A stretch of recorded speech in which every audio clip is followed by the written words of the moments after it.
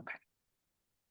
Okay, so hello everybody. I just wanted to thank you for taking the time out of your day and welcome you all to our webinar here today, Cybersecurity for Greenhouses. So my name is Catherine Russell. I'm the Greenhouse Floriculture Specialist with the Ontario Ministry of Agriculture, Food and Agribusiness, also known as OMAFA. And today I'm joined by my co-host and counterpart, Dr. Fadi Al-Daoud, who is the Greenhouse Vegetable Specialist, also with OMAFA.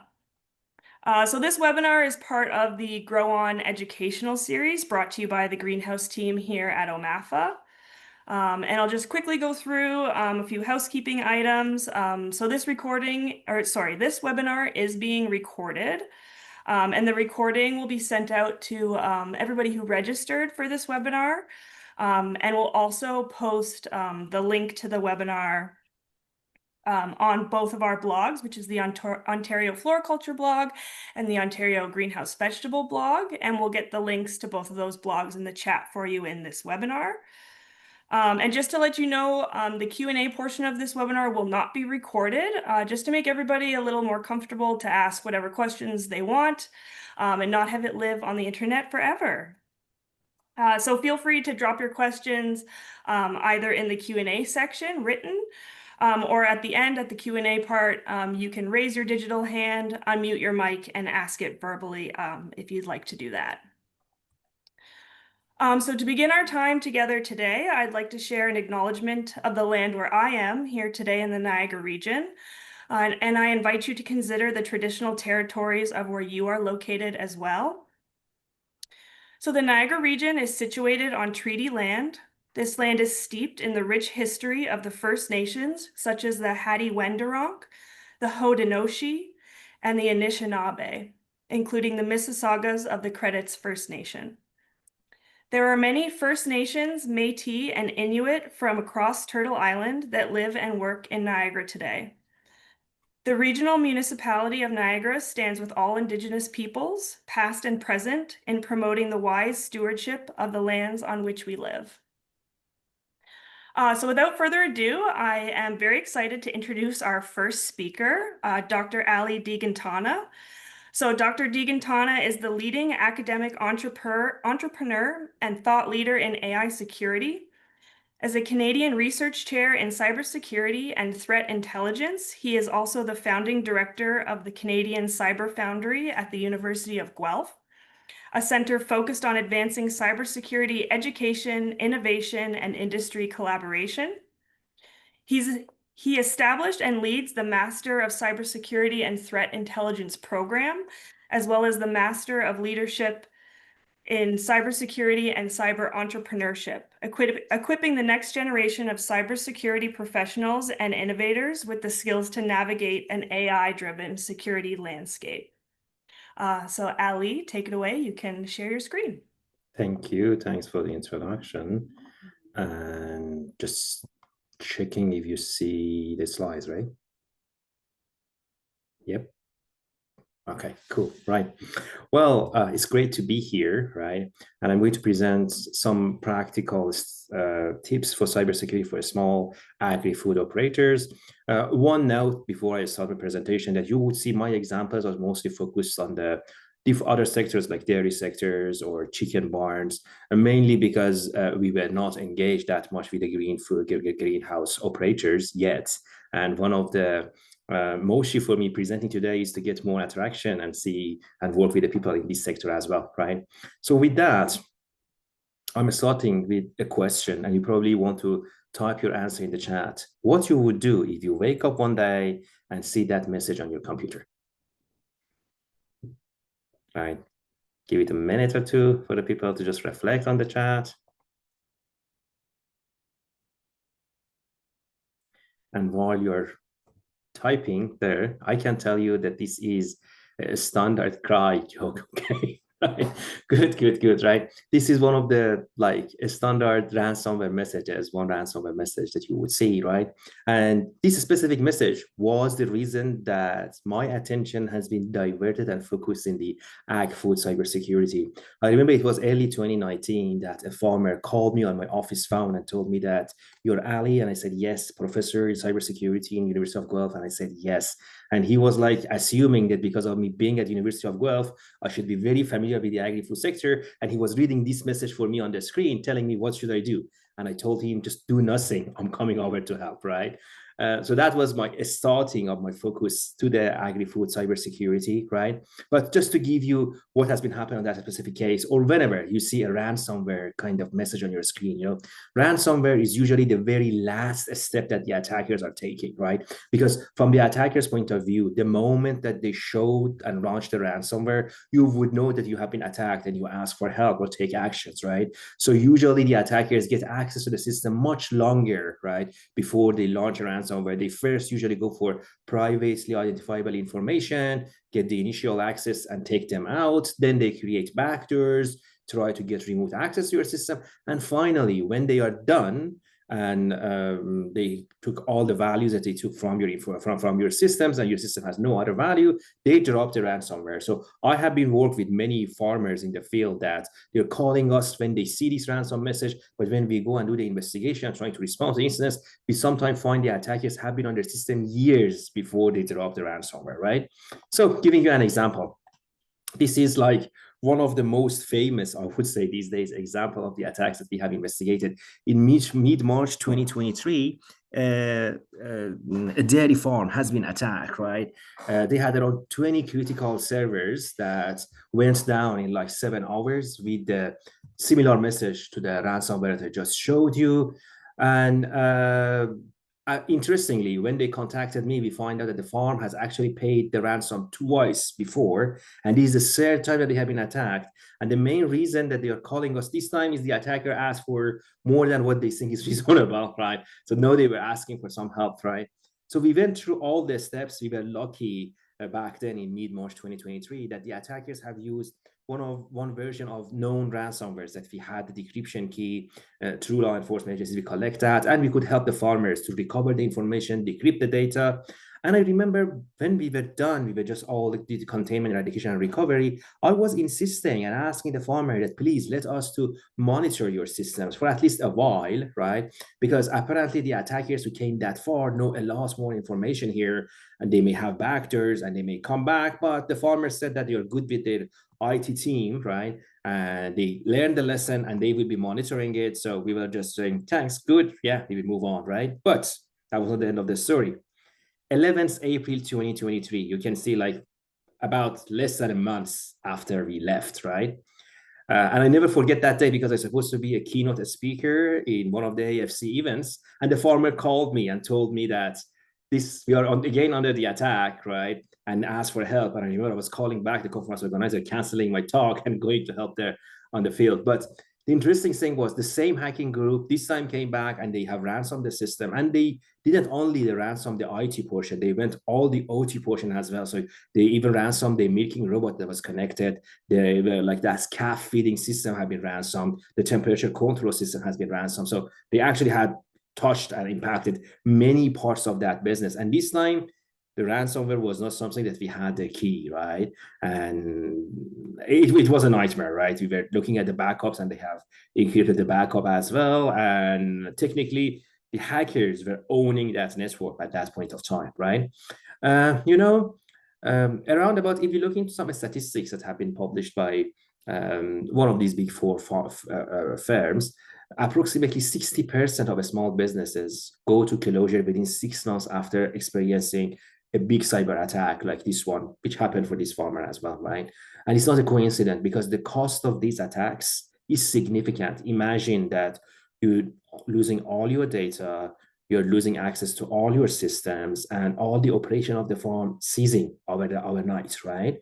So the cost of recovery is significant, the stress is significant, and then the lawsuits that come after that is significant as well, right? By the way, continuing my story here, These attacks that you are seeing is coming from one hacking group believed to be operating from Eastern Europe. So they are active everywhere, right? So like in early May 2023, a couple of months after we have addressed that attack, they have attacked France's largest animal nutrition companies, right? And they have ransomed both of them, right? And this hacking group continued attacking farmers. They're very well focused and targeting agri-food targets in this sector significantly, are very active in this field, right? And as you can see, like for the first time in the history, in August 2024, we had the first case at a livestock the first case of a livestock death because of cyber attack that happened for a farmer in Switzerland, right? You can read the story if you just Google that one, hacker hit a farmer, right?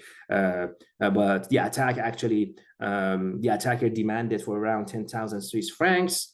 The farmer decided not to accept, right, the demand, but he asked for help too late, right? So if you remember on the first page I showed you, there was a counter. And the moment you touch anything on your system, that counter starts counting down, right? So my advice to anyone who is seeing any ransom messages, do not do anything. Just call and ask for help, right?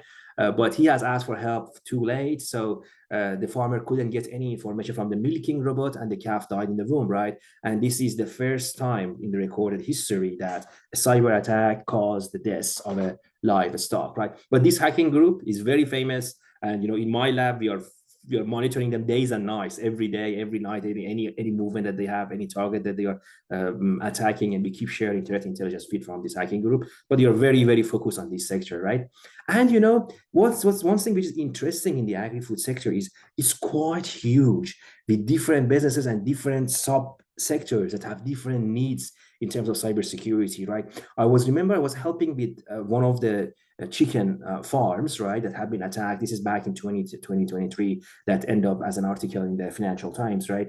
And I noticed that the response time that we have in the chicken farms is around 15 minutes, because if for 15 minutes the temperature is changing, then the chicks will start dying, right? And you would rarely see such a short response time you're not expecting to see it in this sector. You know, you are seeing it usually in financial sector that they have such a short SLA for response, but you can see in the ag food we have that. So what I'm trying to say is overgeneralizing that the need of one sector in the ag food will be applied to other sectors is not correct. Usually every subsector has their own needs, their own demand, their own architecture, and their own way to be secured, right?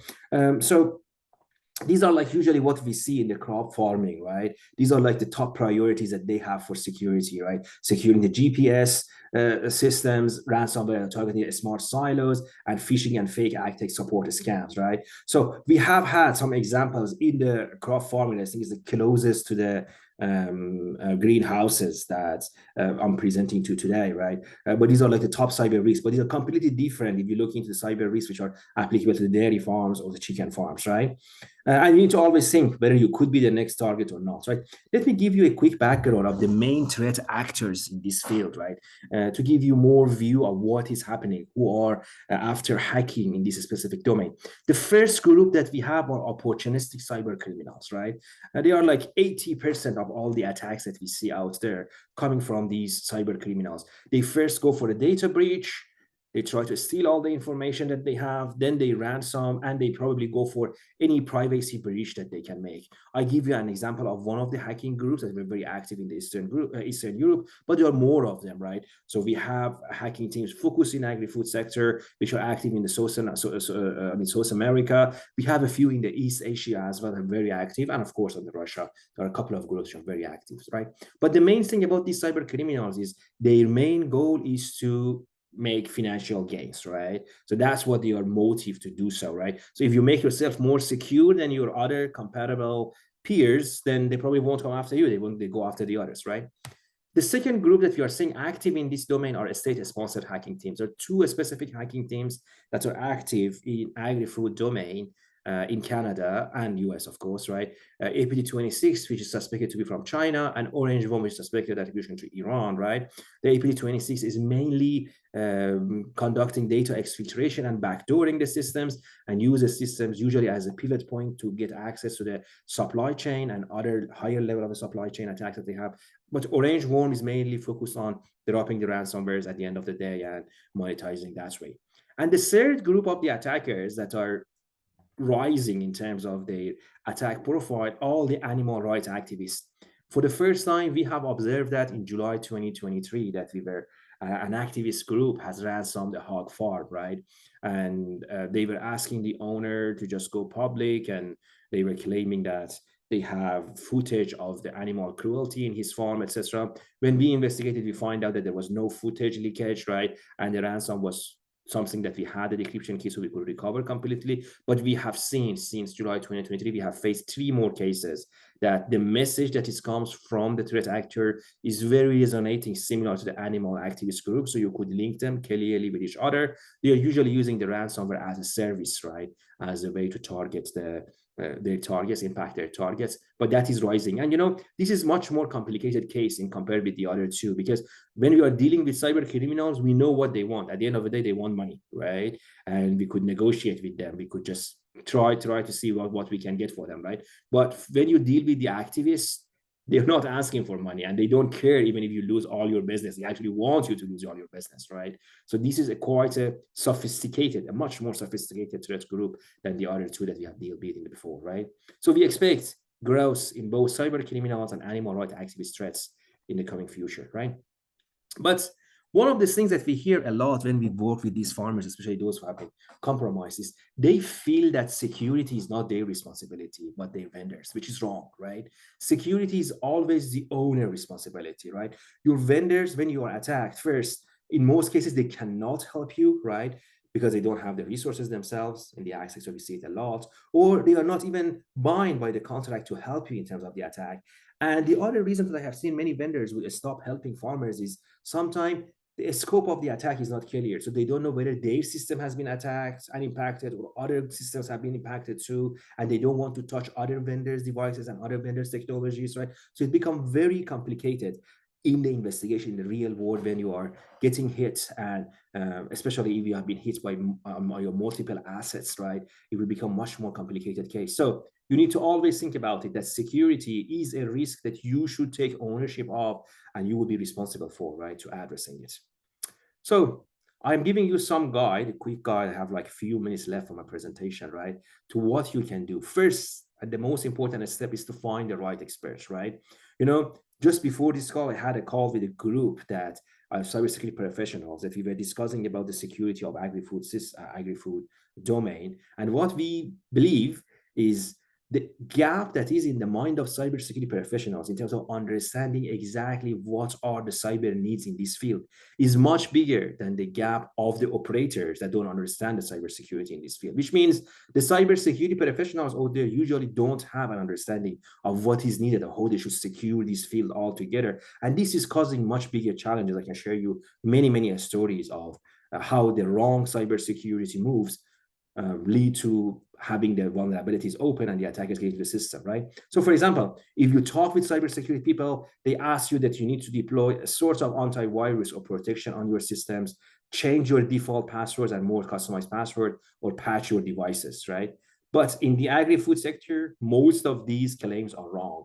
I can tell you why, right? For example, deploying antiviruses or any scanning system, most of the devices that you have on the field, if you read the fine print of those, they are not allowing you to scan that device. So if you scan the device, you will lose the warranty of the device, right? So you cannot deploy any active cybersecurity technology, including antiviruses, on those devices, because you will lose the guarantee, right? So if you're working with cybersecurity professionals that are advising you to do so, think double. They probably do not know your field, right, properly, or you're not aware of your needs, right? The other thing that we hear a lot, like using complex unique password. Well, this is very true for the IT systems, for the computers, right? But I remember I was working with a farmer, and I was presenting 2 cases that we can change this password on these devices that you have on the field. That was like combines and tractors and like all the other sensors that they have, the harvesting devices. But then if we change it, the vendor cannot remotely help you. Of course, you need to share the password with them if they want to help you. And if you forgot the password, you need to go through a long process for password reset. And we're just putting them, which one is more risky, the attackers or the vendors not helping you? And he was like, of course, the risk of the vendors not helping me is much higher, right? So you can see when a cybersecurity professional understand what is the need, they would avoid giving the advices like complex unique passwords. That's not applicable, right? You can do it on your computer, but none of the devices on the field would be able to even accept those complex passwords. Even changing them may not be acceptable for the business owner from the business point of view, right? So that's another criteria you may consider to find the right experts, right? Or the patching cares or the updates, right? I remember when I was talking to that farmer that I told you earlier, right? He was telling me that I am keep following these cybersecurity updates from different groups, and they keep asking me to update my system and patch them. How can I patch that milking robot, Ali? And I was like, there's no way to patch it, right? So we should be careful on the advice that we give to the farmer, making sure that we are clearly communicating that you need to update your IT part, your servers, but for other assets that you have, including these milking robots, there are different technologies that can help you, right? For example, you need to put a level of proxy for accessing this, and then you keep you have that layer as your protection layer, and do not give the direct access to the attackers, right? So there are solutions around that, but the cybersecurity people who are in the field and have worked in the field, they understand it and they can give you the right advice, right? So you would need at the first step to find those right people, those who understand agriculture and cybersecurity at the same time. That's your first step. Attacks happens, there is no shame. Even the big companies get compromised as well. But you should know at the time of attack who you should call and what you should ask them to do, right? So the second thing about what you should ask them to do is to conduct cybersecurity self-assessment, right? The name is self-implying, self-assessment. So these are the forms that you can fill yourself and you will get a good picture of where you are, right? So there are many of these secure self-assessment forms. I mean, one of which we have provided, if you go to my lab website under the research agri-food cybersecurity, you see that we have these self-assessment forms, even field-specific self-assessment forms. And I would say the closest to this sector probably is coming from like swine, or you need to just check them out. We are going to build one for the greenhouse, hopefully, right? But when you download these, they are Excel forms with some questions that even a normal person can answer. And after answering those, it will tell you exactly what is the level of your cybersecurity and what are the gaps. At least you need to conduct this so you know where you are. And even if you get attacked, you can provide that to a cybersecurity professional so they know more about your environment. But this could be a good step, free, right? Just download it, do the self-assessment, and exactly see what you need to do in your situation, right? And if, as part of your security self-assessment, it has been suggested to you to conduct vulnerability assessment, which is normally happening, that's the next best steps to take, right? Conduct a vulnerability assessment so you know how weak, what are your weaknesses, right? What are your vulnerabilities? What is the priority of these vulnerabilities and how you can address them, right? Of course, for addressing, you can get the help of cybersecurity professionals to come with a solution for you, right? And if you want to go even further, that's the best option. Subscribe with a managed security service provider, right? They can monitor your environment 24/7, give you the advice, give a quick response to the attacks, right? You remember when I showed you the slide of the ransomware, I told you that's the very final step of the attack, right? If you subscribe with these MSSPs, they can detect the attack at much earlier stages, right? So you would be able to stop them very early, right? I mean, at my lab, we have a security operations center as well that you can, which is specifically built for the agri-food based on open source platforms. You can subscribe to that, or you can subscribe to many other service providers. I'm sure the next speaker will even put more details on that, right? And there is an information sharing, Food Ag ISAC information sharing, cybersecurity information attack sharing platform, which is based in the US, but if you want, you can subscribe to, and they're sharing some good advices, right? That's another thing. And, legislations are coming, right? In the US, we already have an act, which is in the Congress since 2024. We are working on security and resiliency of the agriculture, nutrition, and when that passed, I would say there would be a lot of pressure even in Canada, right, to meet some cybersecurity standards. So it's best to think about it before they become like legally required, right? And the last step is ongoing awareness, right, and lasting protection and cyber insurance. You need to make sure that you keep yourself always up to date with the attacks. You can subscribe to the newsletters, you can subscribe to the updates that you can receive, and make sure that you always keep yourself up to date with the attacks, right? That ongoing awareness plays a key role, regardless of what technology we deploy, what actions we take. If your user at the end of the day is allowing the attackers in, or if your users are not protecting the system properly, like sharing passwords, If it is like a robot, you're just making it publicly accessible to the network. If it is a device and the device can be detected on a public network or can be detected publicly, those are the gaps that can be addressed easily through the awareness, right?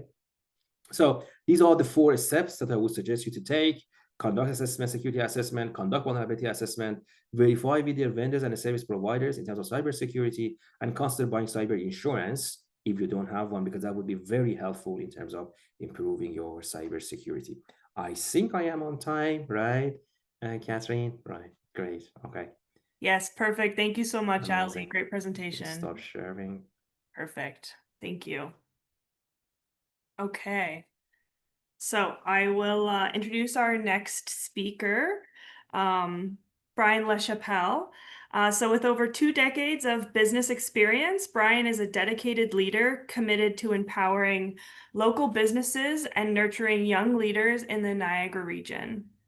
As the president and CEO of B4 Networks, Bryan has built a company recognized as one of Canada's top 50 best managed IT companies for 8 consecutive years.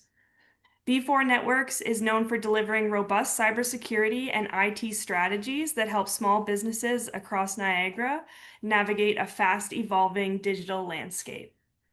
So feel free to take it away, Bryan. Excellent. Thank you very much, Catherine. I appreciate the introduction.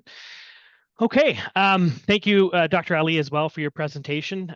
It was very informative, and there's a lot of cross information that I'll also be covering, so it works out really well.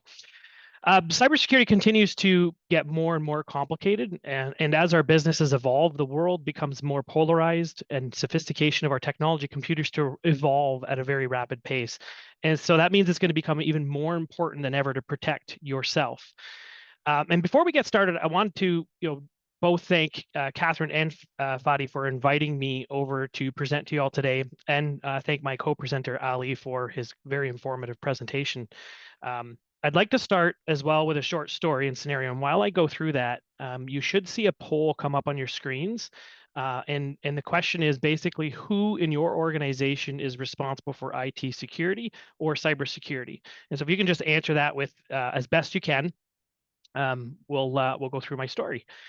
So I want you to imagine this. Your day starts with an annoying alarm. I know that 6 o'clock might not be when you get up. Probably people in the greenhouse industry wake up a little early. But let's just say it's 6 o'clock, the alarm goes off. You're tired from staying up the night before. You reach for your phone. You quickly check up, you reach for your phone to quickly check up on things for the day. But what's going on? Email doesn't seem to be working again. You've run into this problem before and you just sort of shrug it off. You try a couple more times, but you get frustrated. You say to yourself, you know what? I just got to get to work. I'll worry about this later. So you quickly get ready, hop in your car, and you're headed for work. And while you're driving to the office, you get a phone call from your team back at the greenhouse.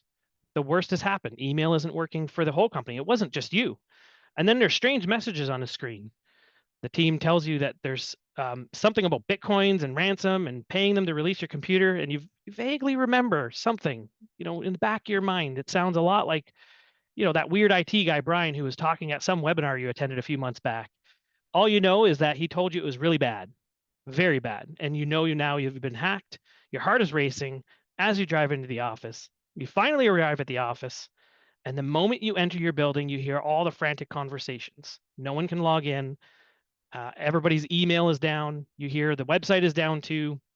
A phone is ringing off the hook. A bunch of your suppliers are calling in. They're getting weird emails from you. Nobody wants to answer the call, and they tell you it's been like this all morning. You overhear somebody say that that vendors and clients are saying that you've been sending them emails and that their IT department says there are viruses or hacking attempts or something. Your head is spinning. Your clients are angry. Your computers aren't working. Your emails are down. You're not able to take orders. Your website is down, and you don't know what to do. What are you going to do? While the scenario sounds far-fetched, it happens way far more often than people want to admit. We all hear about all of the big data breaches, right? You hear about the federal government being breached. You hear about Equifax being breached. You hear about Home Depot being breached, and you wonder, are these breaches sort of the exception of the rule? But the reality is your organization, your greenhouse, if it were to be breached, it's not going to make the news. Nobody cares. right? It won't be something that makes the headlines, and so you won't hear about it. More businesses are being breached today than there have ever been, especially with the advent of AI. We're getting to a point in time where you have to be ultra vigilant in order to make sure you protect yourself.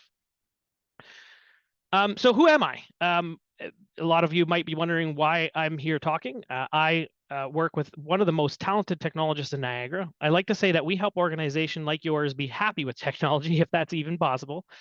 Our mission is to be 1% better every day, sort of the greatest of all time for yourself. We leverage available technology for your business, and we try to help you get a little bit better every day. And we treat cybersecurity and IT in general as a journey. We're not going to be able to do everything all at once, but if we can improve a little bit every day and get a little bit better, we'll stay ahead of the criminals. More importantly, I work with you and your peers and your suppliers in this industry. I understand the unique challenges that greenhouses face when it comes to technology. I've been working with a lot of different organizations throughout Niagara. Here are just a few, but we do work with a lot more. So things like providing reliable Wi-Fi through acres of greenhouses for both your automation equipment, portable devices, and many of your employees who are maybe from outside the country and need access to Wi-Fi to talk back with their families. And we do it all securely. The challenges that you're facing in your organization also extend to third-party vendor access to their equipment. So that is a very, what I would consider one of the most untalked about risks that your greenhouses face is how do you securely give access to temperature control systems and third-party systems that are automation systems in your greenhouse while not relying on their IT to make sure they're secure. So how do you do that? We understand the 24-hour nature of the greenhouse industry, and we understand the importance of your climate control systems and making sure that they're always operational. While we're not the ones maintaining them directly, sort of indirectly, we make sure that the internet is available, that the systems are secure, and that the vendors who are third-party vendors can still access those systems. And we understand the complex automation systems you use, not necessarily how they're being used, but how important they are and how important they need and how reliant they are on the internet. And so today what we're going to do is cover two major things and then one small bonus. So the first thing that we're going to cover off is what is the biggest security threat to any business. And then number two, what we're going to talk about is what can you do about it. So there are 7 things that I'm going to go over, 7 sort of cybersecurity best practices for your greenhouse. But before we started, I also wanted to let you know a little bit about what we're going to be offering at the end of the presentation, sort of a special thank you for being here with us to the end. So if you stay tuned, I'll tell you how you can access a detailed report on cybersecurity best practices as well as more, because I can't possibly cover everything in this webinar. We have a limited amount of time. I'll give you also the opportunity to register for upcoming cybersecurity tips that will be going out weekly. So if you're looking to just sort of get either weekly or monthly cybersecurity tips on how you can protect your greenhouse, we'll be offering that.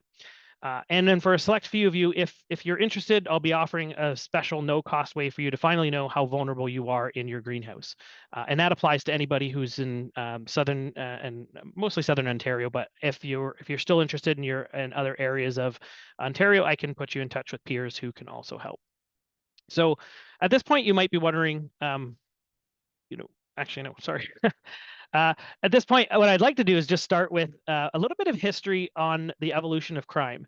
A lot of people think that cybersecurity is something that is just minor and not important. But if we look at crime in general, in the past, the very first crimes were typically one-on-one.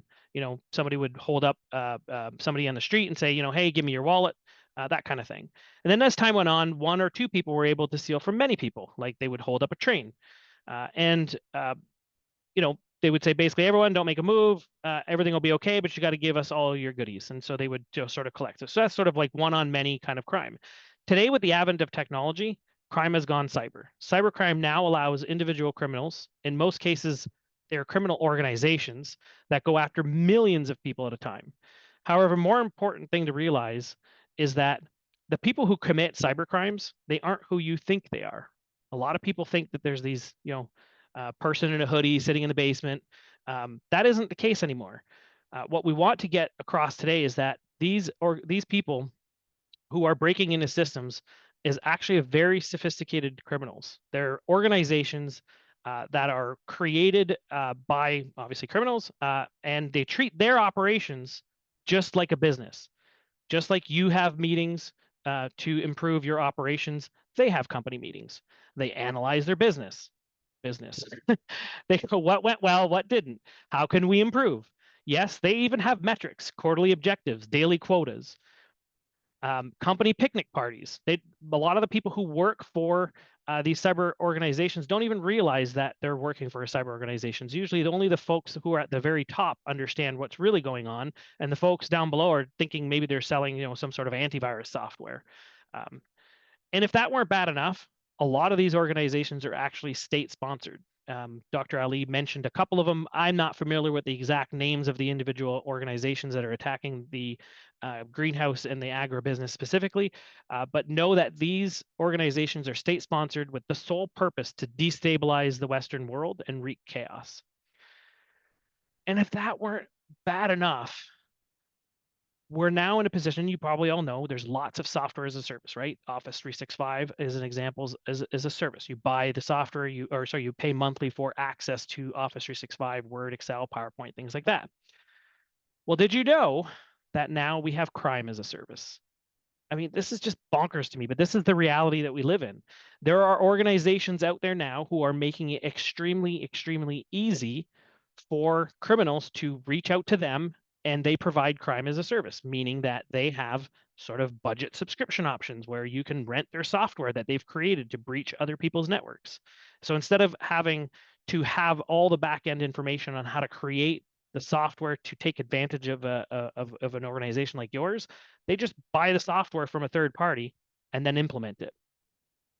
And if we look all the way back in the history of how to make money, the people who made the most money during the gold rush aren't the first people who were digging for gold. They were the people who were selling shovels. And so that's what these cyber criminals are thinking, like, hey, we're going to create the software and we're going to sell it to many different organizations who will then use that software to breach you. And a lot of them actually share in the profits. So for every dollar that they are able to extract out of their clients, their criminals, your organizations, they then send a little bit of that back to the software developers so that they can continue innovating and getting better. So that's right. That's right. So essentially, what's happening now is that with all the cybercrime needs met in one place, they're basically providing the hardware solutions, the software solutions, and even help desk. So if you have a problem in using their solutions and using their software, you can pick up the phone and call the cybercrime help desk, and they'll tell you how to use their software and what to do if somebody isn't paying. They even have now, and this always kills me, they even have a code of conduct for how to use their software. So, for example, if you're using one of these cyber criminal organizations software to breach one of your victims, you're not allowed to negotiate below a certain price, right? So they have these code of conduct they make their members pay or agree to before they can use the software. So hopefully at this point I haven't scared you too much. Things are not hopeless. You might think, oh my gosh, Bryan, you're like all these things. What can we do? So there are a lot of different things that you can do to protect yourself now. Like all problems, the first step is a mindset shift. Admit that this is a problem and start doing something about it bit by bit. What I want to encourage everybody to do is treat cybersecurity as a journey, right? You will not be able to do everything today. We just start little bit by little bit and implementing things as we go along. And that, as I go through the presentation, I'll show you some of the things that you can do now that are very easy. And then if you're interested in learning more, the PDF that we have for how to protect your business is what I would recommend. So I mentioned at the beginning that I would cover off the number one cybersecurity threat to your business. And a lot of people will probably disagree with me here, but believe it or not, the biggest threat to your business and your greenhouse is you. And specifically you and your employees. And when I say that, I'm talking very specifically, like follow with me here. It's not necessarily that you're a threat, it's the mindset that most businesses have. So here are two ways that you and your employees are threats. The first one is that the mindset. Hey, we're too small. Nobody would bother sending it anyway, right? Many people I've spoken to say things like that. I'm not a risk. I'm too small. They're not after me. Or, hey, I have nothing of value in my greenhouse, or I have nothing of value that people would want. And the reality is that that's not how it works. As we just learned, the truth is they aren't after just you. They're after everybody and anyone. They're not specifically targeting greenhouses. And I mean, some of them are apparently. But in most cases, they're just going after everybody. And it's sort of a spray and pray approach. They're just hoping to hit somebody. And if you don't think you have any of value, your clients and your employees might think differently. Your staff have data on your networks. Your clients have data on the networks. Their credit card information is there. Their social insurance numbers are on there. Payroll information, all sorts of information is on your network that you may not want anybody to have access to. And the second way that you're a potential threat is complacency. There's a very popular saying. I really love this saying because it really brings it home. Success breeds complacency. Complacency breeds failure. Only the paranoid survive. Now, success in this case is I haven't been breached. I've never had a problem before. And since I have never had a problem, I don't have to worry about it, right? As an example, I have never been in a car accident. Maybe I don't need my seatbelt after all, right? Bananas. Of course I need my seatbelt. It's not if it's going to happen, it's when. There is going to come a time where I'm going to get in a car accident and my seatbelt will save me. And the second area, or another area where there's a little bit of lack of training, like security guards. I could put bars on the windows, or start like a building. I can put bars on the windows. I can, sort of lock down my building, make sure there are guards at the door. But if somebody sort of props open the door and puts a brick there to let somebody, maybe I have to go grab a box of things and I don't want to get locked out, a criminal can get in that back way. So lack of training program in awareness for cybercrime is a very big issue, and we'll cover that as well. Okay, so one thing I wanted to talk a little bit about as well is let's think for a moment. When you are a victim to a cyber attack through no fault of your own, cybercrime is one of the few crimes. There's only a couple crimes that they often blame the victim, and this is one of them. You are not someone who is at fault when you get breached, but the media and your clients and your vendors will blame you for being breached, even if it wasn't your fault. So at the end of the day, what we have to do is make sure that we protect ourselves as best we can. And what we're going to go over today are all the things that you can do to ensure that you aren't the low-hanging fruit on the tree. So let's get started. So I'm going to go over the 7 cybersecurity best practices you can implement right now. But before I do that, I just want, just fair warning, we won't spend much time on each of these because if you want more details, there will be a link at the end that you can dive into, and we do have limited time. So the very first thing I wanted to talk about is basically security should be like an onion. You need to peel back all the different layers to get to the good part. And that's what these 7 security best practices are. There's layers of protection that will protect your business. And if they get through the first line of defense, they might not get through the second, third, and so on and so forth. So the very first one is implementing an employee training plan and putting in place policies. So let me give it a little bit of background, a little story. So I had a little these stories, by the way, are not always clients of mine, but in this case, there was a smaller construction firm, and the payables department was emailed by a vendor to change where payments should be deposited. The person who was looking at it, they looked through the email, they confirmed that it was coming from the vendor, and they made the change. The very next day, over $1 million was paid to that vendor. And that payment, yep, it went to cyber criminals. The wire transfer went through, and they didn't discover until after the fact that that wire transfer actually went to a criminal. After investigating and looking through everything, they found out that somebody was in the construction firm's email. And like Dr. Ali mentioned, they often don't do anything for years. They're sort of looking at what you're doing and how you're doing it and seeing if they can take advantage of you specifically. And in this case, they were able to intercept an email from a vendor. The email was legitimate, but before it was delivered, they moved it to a temporary location, went in the email, changed a few things, put it back. And the things they changed is the wire transfer information. So when the person verified the information, they looked through everything. It looked legitimate. It came from their regular contact they normally do business with, and they went ahead and transferred the dollars. So how can we learn from this? Well, one is putting in place an employee training program.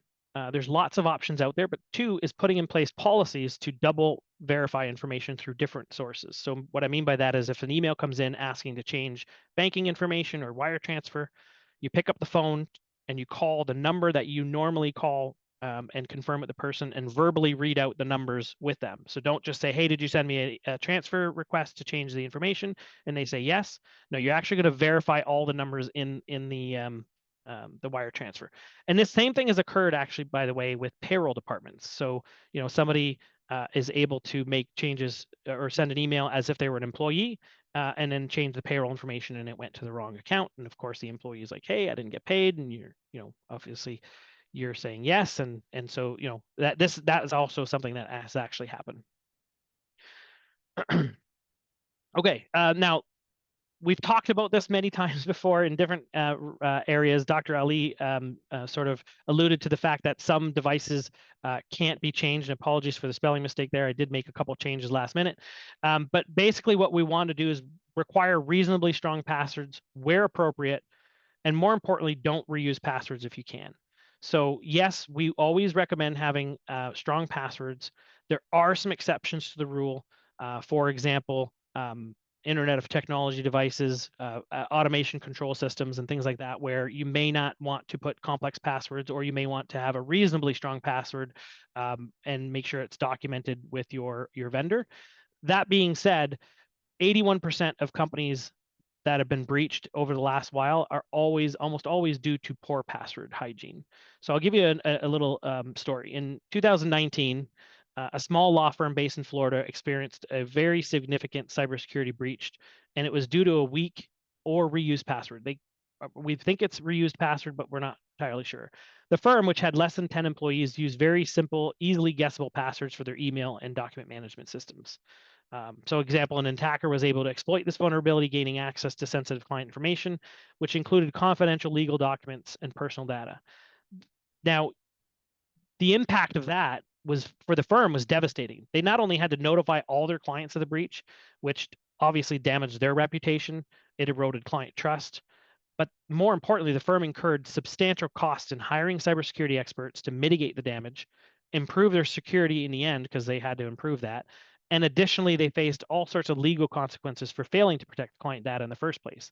So today, there's no longer a reason to, or saying, oh, we didn't know we were supposed to do that is not good enough anymore. We have to make sure we do these things, because when damages occur, when a breach happens and information is exposed, the legal system will look at it and say, did they take reasonable precautions? And if not, then the fines and penalties go up even higher. Okay, so another one that we can use as with passwords, what you can do if you don't want to remember all these passwords is you can use a password management system and enable multi-factor authentication.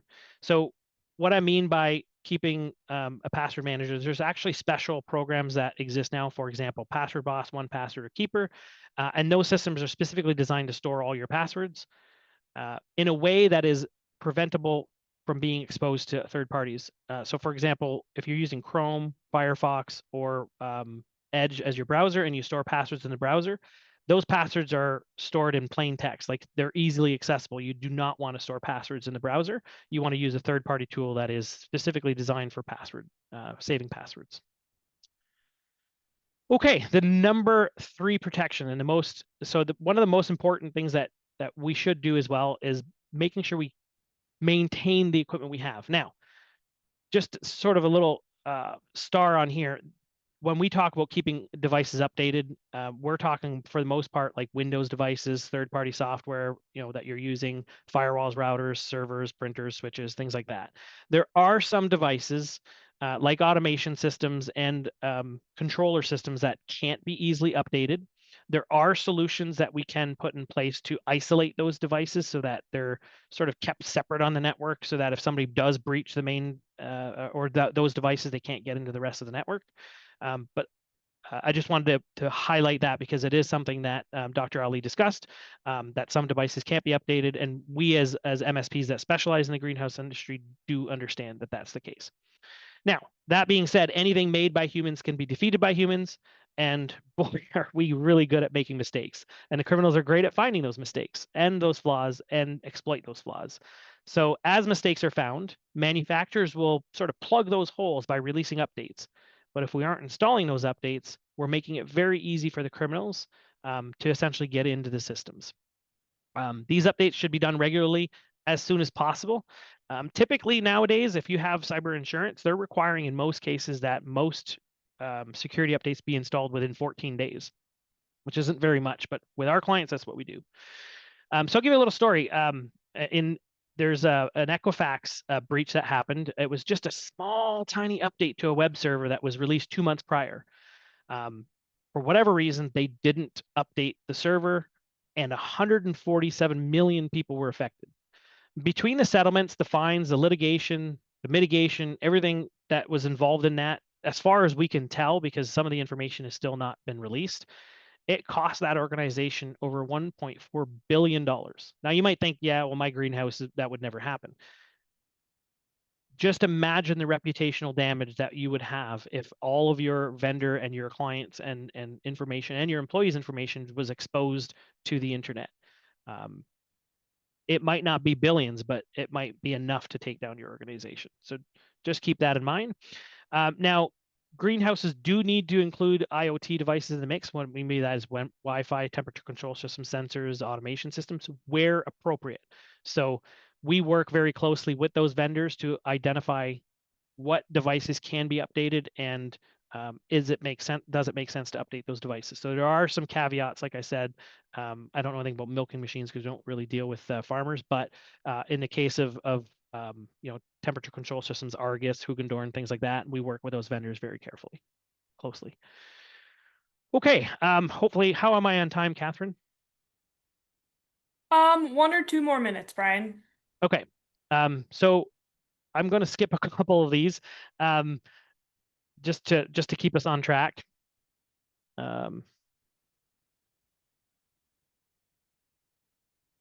Okay, so the next one that I feel is the most important is making sure data is backed up. So while it's important to back up data, it's even more important to regularly test those backups. So regardless of who's doing your backups, test them. Request, if you're dealing with someone like us, just send a message saying, hey, we deleted this file. We just want you to restore it. Just verify that they can actually restore the files that you're claiming that are being backed up. And then always make sure that there's a second copy sent off site to keep it secure. Ultimately, backups are one of the things that are your very last line of defense. And we just want to make sure that those are there for disaster recovery purpose. And if I hadn't mentioned yet, make sure that you test those backups. All right, really quickly, another one is using the least privileges access principle. So I want to sort of give you a little story here as well. Imagine you're the CEO of a bank for a second. Would it make sense for you to have access to every single vault across the entire banking system that your organization? Of course not, right? You would never do that. But for whatever reason, business owners, especially small business owners, they tend to think that they need administrative access to everything on the network. And the reality is that you really should only have access to what you need for your day-to-day.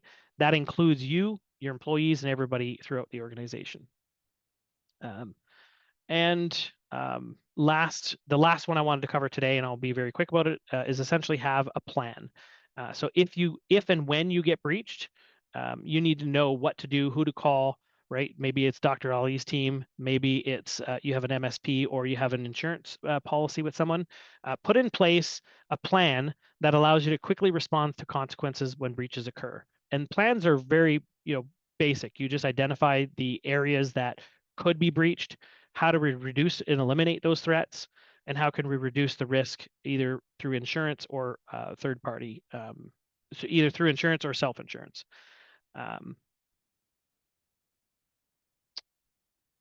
Okay, and I just wanted to wrap it up here. Just say basically there are 2 types of companies out there, 2 types of greenhouses, those that have been hacked and those that will be. So this is a quote from Robert Mueller. Basically, he says, "I'm convinced that there are only 2 types of companies: those that have been hacked and those that will be."